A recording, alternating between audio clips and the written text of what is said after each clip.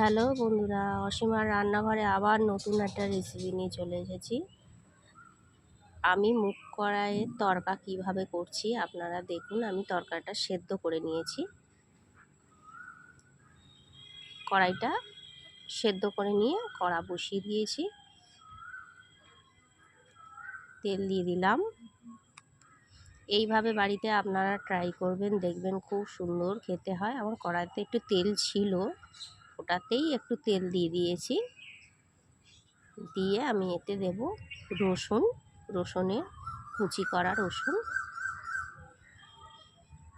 রসুন দিয়ে দিয়েছি। এইভাবে আপনারা বাড়িতে ট্রাই করবেন, দেখবেন খুবই ভালো লাগে। আদা কুচিটা দিয়ে দিয়েছি। রসুন কুচি, আদা কুচি, এইটা একটু তেলেতে একটু ভালো করে নেড়ে নিলে ফ্লেভারটাও খুব ভালো আসে। আমি পেঁয়াজটা দিয়ে দিলাম।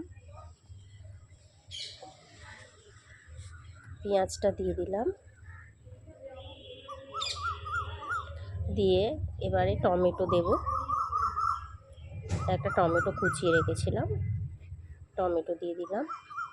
দিয়ে টমেটোটা একটা গলিয়ে নেব, নেড়ে নরম করে নেব।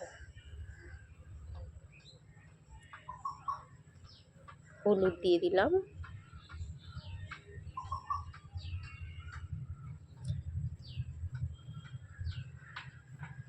এবারে দেব গুঁড়ো লঙ্কা,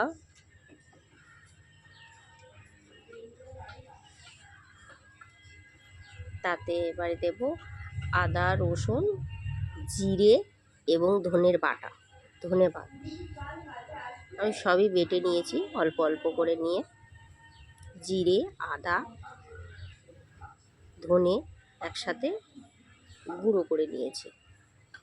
পরিমাণ মতো নুন দিয়েছি।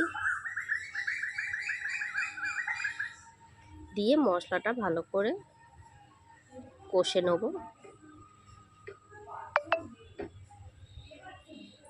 অনেকে রসুন বাটা দিতে পারো, যেহেতু রসুন অনেকটা কুচি দিয়েছি, তার ফ্লেভারটা আসবে, তার জন্য আমি আর রসুন দিলাম না,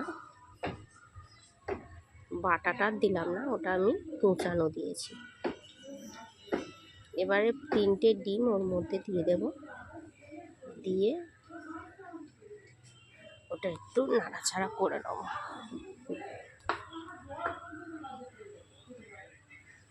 দেখুন ওটা হয়ে গেছে। মশলাটা কষার সাথে আমার ডিমটাও ঠিক মতো সেদ্ধ হয়ে গেছে। মুগ কড়াইটা দিয়ে দিয়েছি। দেখুন মাখা মাখা অনেকটা হয়ে গেছে। ওতে গরম মশলা দিয়ে দিয়েছি, ধনে পাতা দিয়ে দিলাম, কাঁচা লঙ্কার কুচি দিয়ে দিলাম। দিয়ে ভালো করে নাড়বো। ওতে পরিমাণ মতো যে যেমন নুন মিষ্টি খাবেন সেটা দিয়ে দেবেন। আমি এতে অল্প করে নুন মিষ্টি দিয়ে দিয়েছি। নামানোর আগে 1 চামচে বাটার দিয়েছি। দেখুন কেমন দেখতে হয়েছে।